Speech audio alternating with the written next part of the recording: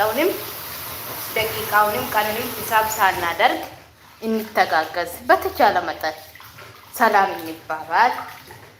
እንኳን በዳና መጣችሁ። ስለዚህ ሁሌ አይመችም እኮ እኔ አሁን የክሌ መጣ የክሌ ቀረ አልልም። የጠፋውን ሰው ሙሉ በሙሉ ከጠፋ የራሱንም ቤት ካልከፈተ ይጠይቃሉ ደህንነቱን። በሰላም ነው ወይ ለምን ተውሽ? እኔ እንደውም ለብዙዎች የሚመክረው ቢመቸንም ባይመቸንም የራሳችሁን ላይቭ እንትኑን መክፈት እንዳትተው እላለሁ። በቃ ከተመቻችሁ በቪዲዮ ዘና ብላችሁ ተቀምጣችሁ፣ ካልተመቻችሁ እንደዚህ እንደኔ እየሮጣችሁ እንዳትተው። እውነት ነው የኔ ማር።